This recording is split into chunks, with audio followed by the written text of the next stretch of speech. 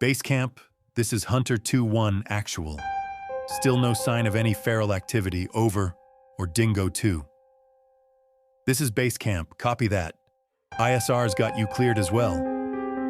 Mike lowered his hand from the radio and turned to us. Let's keep moving. We gotta locate Dingo Two. I nodded and gestured to the rest of the team to keep moving. Things have changed since our last op. Our ODA was temporarily disbanded, with a lot of us either retiring or being reassigned to other teams. Mike, KJ, and I were reassigned to a special task force created for counter-feral operations. Codenamed Hunter, we were now a classified provisional unit that would deploy anywhere in the United States to take down the ferals wherever they showed up. Over the past several months, we've deployed to Wyoming, Florida, California, and Arizona. But this time, we weren't in the United States at all. About a few weeks ago, our squad, Hunter 2-1, was deployed to Australia for a joint training operation with Australia's Special Air Service Regiment, who was also going through a cryptid problem. Over the past couple of months, the Australian outback had experienced a rise in activity, including what they believed to be feral people, similar to the creatures we dealt with in the United States. Hunter 2's commanding officer, Kirk, sent our squad to Australia to assist the Aussies' Special Operations Unit codenamed Dingo. By the time we got there, Dingo had already lost a few guys on ops and were more than accepting of our help if it meant they could kill these things easier. That led to now, where Hunter 2-1 and Dingo had gone out to track a pack of ferals that had killed a handful of civilians who were backpacking out there. Our squad consisted of 7 people. Mike Brandt, our team sergeant from my previous ODA on 3rd Group. Daniel Villanueva, a SEAL from DevGru. Joel Mann, a Delta operator. Angel Ramirez, a MARSOC Marine. Myself, Luke Roman, a Green Beret who served with Kirk and Mike. Kyle James, KJ Hood, who served on our ODA. Richard Payne, an Army Ranger from the Regimental Reconnaissance Company. KJ and I were machine gunners, and Payne was our sniper. Coming with us was Dingo 1, led by Captain Tom Murch, and consisting of about 14 guys. Currently, we lost contact with Dingo 2, the second team that was with us, and we're now trying to push to their last known location. Dingo 2 actual, this is Hunter 2-1. What's your POS, over? There was no response.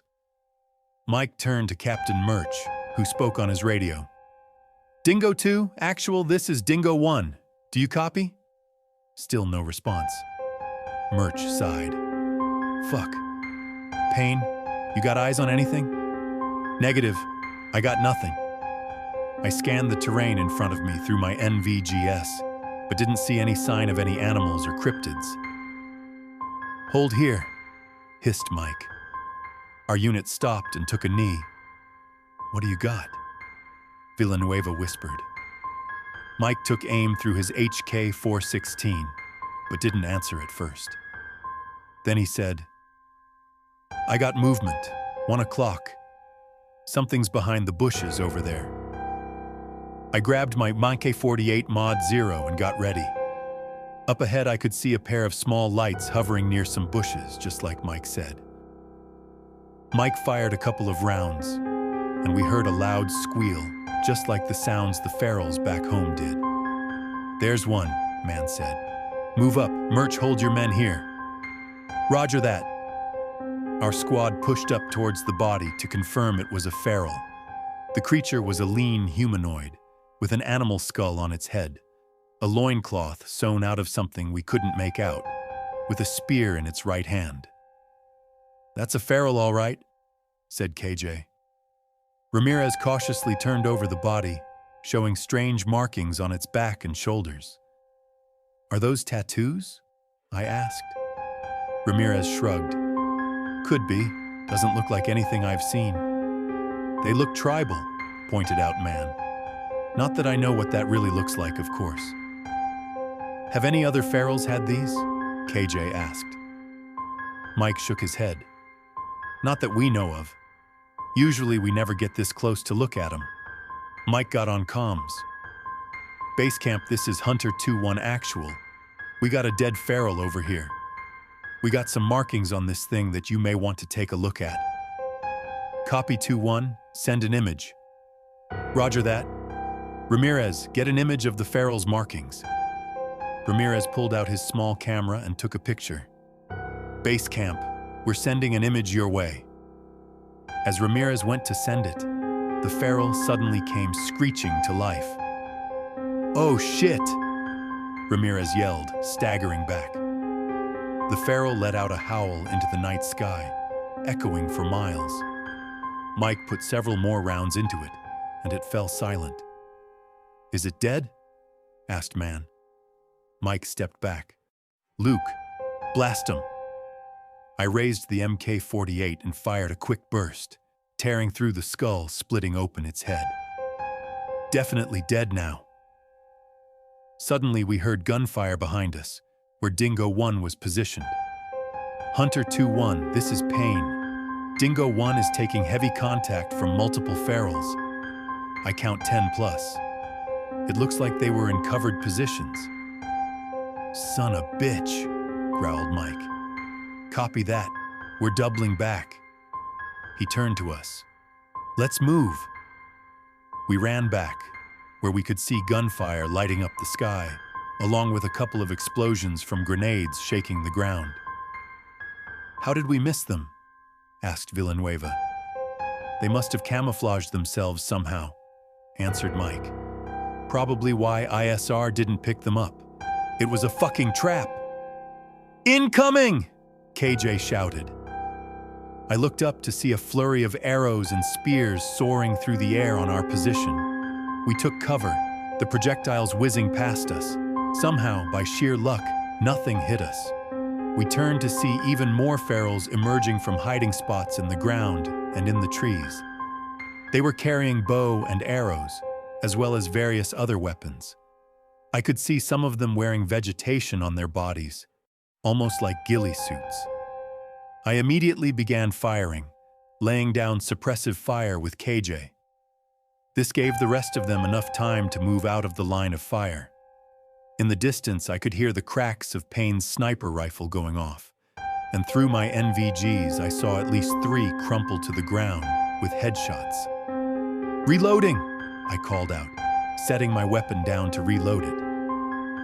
I removed the empty belt box and replaced it with another one, just as an arrow struck me in the helmet. I fell backwards, just as another one flew over my head. Luke, shouted KJ. You good? Yeah, just got my helmet. I rose to my feet and picked up my weapon. All right, we gotta move. We rushed back to where Mike and the others were, the bodies of at least 2 ferals laying around them. The ferals, just like the other one, had markings on their back and shoulders, with animal skulls, albeit a little bit different than the other one. Suddenly, there was a loud howl, even louder than the screech let out by the first one that we killed. Things fell silent, and suddenly, through our night vision, the ferals retreated back into the darkness. Well, that's rare, Ramirez said. They never do that. Come on, let's rejoin Dingo. When we got back, the team was in pieces. We counted 2 KIAs and 5 wounded. Fuck, snapped Murch. Buggers got us good. Just came out of the fucking ground. Ferals like to camouflage. Sometimes if they know a military presence is in the area, they'll set up ambush points like these, explained Mike, taking a look at the scene around us. Base camp, this is Hunter 2-1. Actual, we've got multiple casualties from Dingo, requesting Kaisevac over. Copy 2-1. Be advised, Kaisevac is about 30 mics out. That'll slow you guys down. Are you cleared to continue the mission? Mike turned to the rest of us. Kaisevac is 30 mics out. Base camp wants to know if we're able to continue. We're good, said Villanueva, which we all nodded in agreement to. Captain, are you guys still in the fight? Murch nodded. Yeah, mate. We're good to go. All right, here's what we'll do. 2 men will stay with the wounded. The rest of us will proceed to Dingo Two. I'll stay, said KJ. I'll stay too, said Man. I'll coordinate for Cassavac. Mike nodded. All right, everyone else, on me. Payne, you too. Once Payne came back down from his position, we moved on. KJ and Man remained with the casualties, and in the meantime, we were still unable to reach Dingo Two. We soon began making our way through thicker brush, with the trees blocking the moonlight. Dingo Two, actual, come in! Dingo Two, actual, are you there? Ramirez called on the radio for the 100th time. Look, I don't want to be that guy here, said Payne. But I think it is safe to say that Dingo Two might not be in the best of conditions. Murch glared at Payne, who just shrugged. What? It's true. No contact with an entire platoon for how long now? Seems to me like they're fucked. Enough, Jack, said Mike. Until we prove otherwise. Dingo Two is active and in trouble. No man gets left behind. After we walked a little further, we heard a loud roar, one that shook even the trees. What the hell? I exclaimed softly. Was that a feral? Asked Ramirez. I looked at Murch, who along with the rest of his men were now tense. No mate that ain't a feral. Then what is it? I asked. Ferals ain't the only creature out here, mate, said Murch. We need to stay sharp. What other creatures are there? Asked Villanueva. We froze again as another roar echoed in the distance, this time a little bit closer. Out here, it would be the Yowie, answered Murch. The fuck is the Yowie? It's like your Bigfoot, about 3 meters tall, ape-like, aggressive buggers. If the ferals are in the same territory as the Yowie, we may be looking at a turf war out here. Well, that's just great, Villanueva muttered. Hunter 2-1, this is base camp. Be advised we're picking up massive signatures at your 3 o'clock. About 20 clicks out and closing in fast. Solid copy, base camp. The roaring grew louder, and this time we heard heavy thudding, and the trees began shifting, with branches snapping. We got incoming boys, Payne said. A few seconds later, a trio of massive, muscular, ape-like creatures broke through the tree line with a terrifying speed and aggression. I let loose with my MK-48, but that barely stopped them as they ran right through us. One of the Aussies got swatted like a fly, sending him flying against a tree with a sickening crack. Aim for the head and upper body, shouted Murch as we laid down intense fire. One of the Yowies roared and flung a large branch at us. I ducked and moved back as the same Yowie came back at us. Firing! Shouted Ramirez as a 40mm grenade impacted its chest. The Yowie howled and fell back, a large smoking hole in the right side. It fell back, dead as the other two picked up Villanueva. I aimed for its lower body, firing the last of the rounds from the belt. The Yowie fell to its knees and turned to me angrily, tossing him aside. Shit! I removed the empty belt box and tried to grab another one, but the Yowie was rushing me faster than I could pull the belt box out. A single round struck its head, taking out one of its eyes.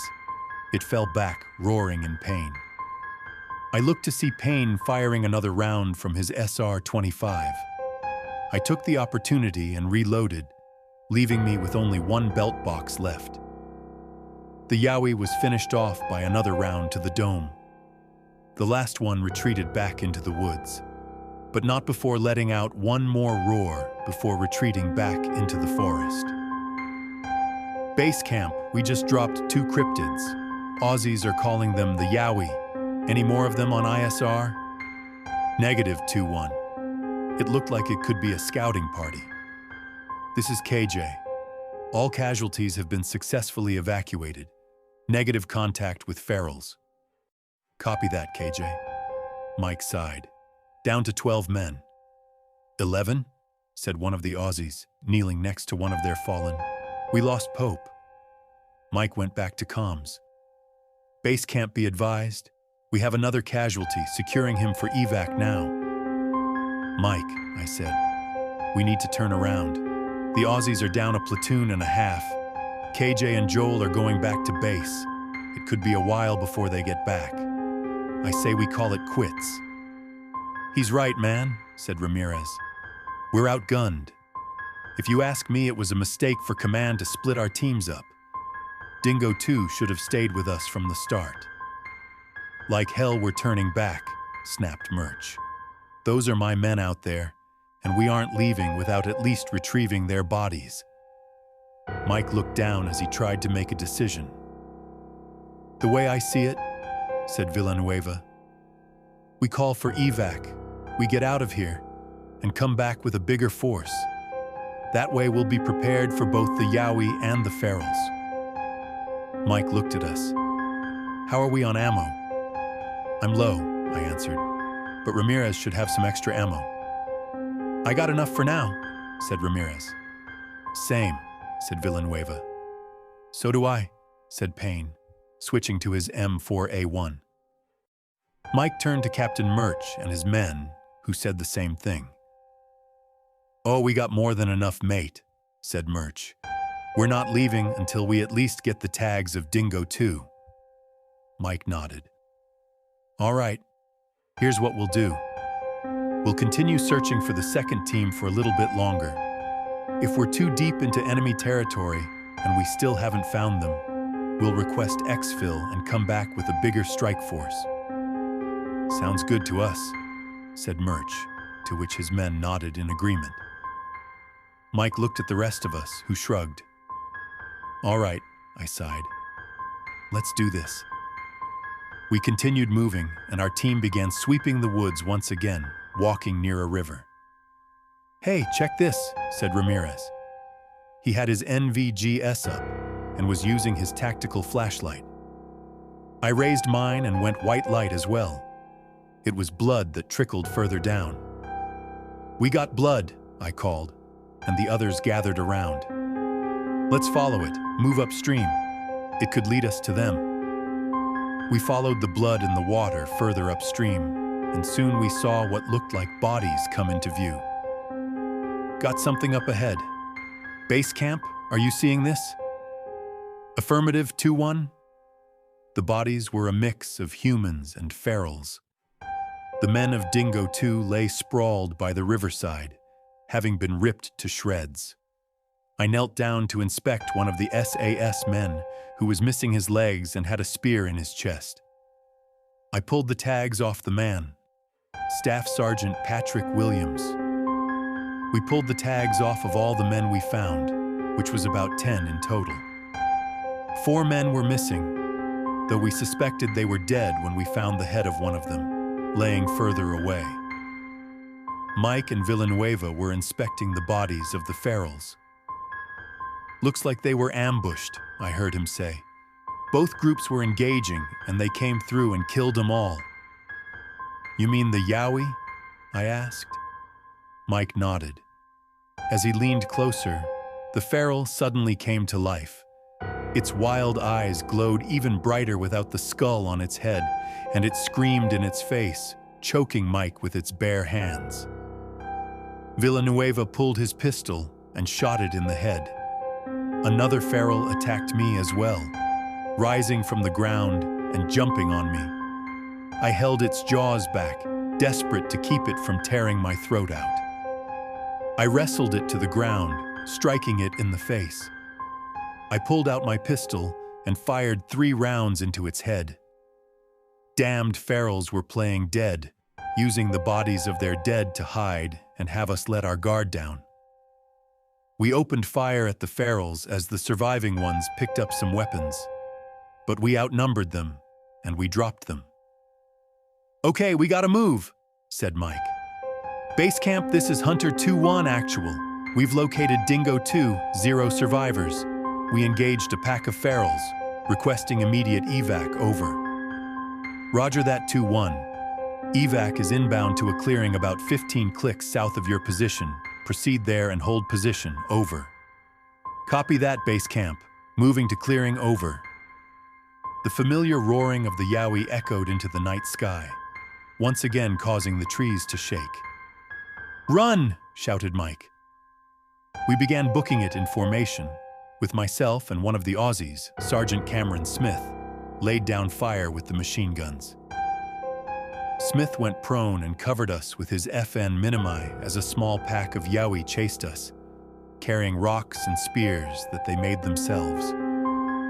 One of the Yowies went down, but the rest ducked for cover behind the trees, using them for cover. Move! I shouted, standing up and following the others. Smith picked up his Minimi and followed me. Payne and Ramirez covered us with their M4A1S. We could feel the Yowies hot on our trail, their grunts and growls getting closer. I heard Payne scream and turned to see the Yowie grabbing him and tearing him in half, his blood and guts pouring onto its mouth and upper body. Fuck! We finally made it to the clearing and dug in. We lost Payne! Motherfuckers!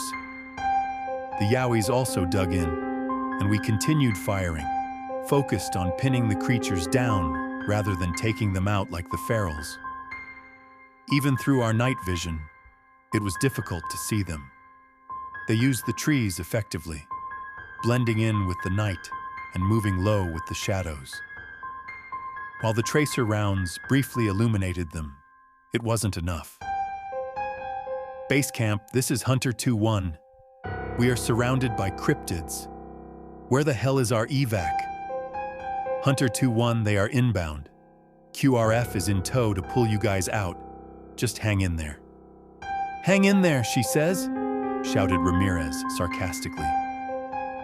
A rock the size of a basketball whizzed through the air and decapitated Captain Murch, leaving only his body and a bloody stump where his head once was. Shit! Take cover! Rocks flew overhead like bullets and struck like cannonballs. God damn! I yelled, taking cover. Well, boys, I think this is it, said Villanueva. Like hell it is, snapped Mike. We briefly raised our heads and saw the looming figures of the Yowie getting closer. I fired a short burst from the MK-48, and one of the creatures flinched and fell to its knees. Their glowing yellow eyes bore through us, filled with murderous intent to tear us to shreds. The Yowie let out a collective roar, almost that of victory. They knew they had us cornered. We looked around and saw more figures appearing around us. It looked like it really was over. Suddenly, bullets came from the air and tore some of them to shreds. Look! Shouted Ramirez. I looked up and saw the glorious sight of our QRF arriving to pick us up. Machine gun fire from the blackbirds rained down a hailstorm of bullets that forced the Yowie to retreat. Several of the birds landed, and the other members of Dingo got out and laid down cover fire while we climbed in. KJ and Man were waiting for us when we climbed in. You didn't think we stay behind, did you? KJ said with a grin. Never thought that for a second, replied Mike, shaking KJ's hand. Where's Richie? Asked Man. I looked at him and shook my head. Gone. Fucking things ripped him in half. Man and KJ's grins faded, and we fell silent on the way back. When we landed, the KIAs were already in body bags, and our wounded were being treated by medical teams. The other members of Dingo were also back at base, a demoralizing look on all their faces. Kirk and one of our logistics specialists, Maya Flores, were talking to an Australian officer. Oh great, cake eaters already on this one, said Villanueva. We set our stuff down as the reality of our situation sunk in. We lost Payne and over a dozen Australian commandos. An entire platoon was gone, putting them down to only 2 teams. Kirk walked back over to us. Gentlemen, sorry about Richie. You boys took a hell of a hit out there. We said nothing. We've been called back. They need us back in the States. California's got a major feral population that we're preparing to take down. Just like that, huh? I scoffed. All of this and we can't even finish the job here. Kirk shook his head. I know, it's bullshit, especially with the intel you've provided. We have reason to believe that a new tribe of ferals is emerging in Australia and are currently in conflict with the Yowie, a Sasquatch species that also lives in this area. It's believed that there is a turf war between these creatures. So we're not doing anything about it? Asked Villanueva. We spent all this time training these guys and we just went through hell with them. And now what, we're just leaving. Saying, fuck you, we're out. Again, I don't like it either. It's just how it is. When we dispersed, I walked over to a commando who was standing over the two KIAs. I'm sorry, man, I said.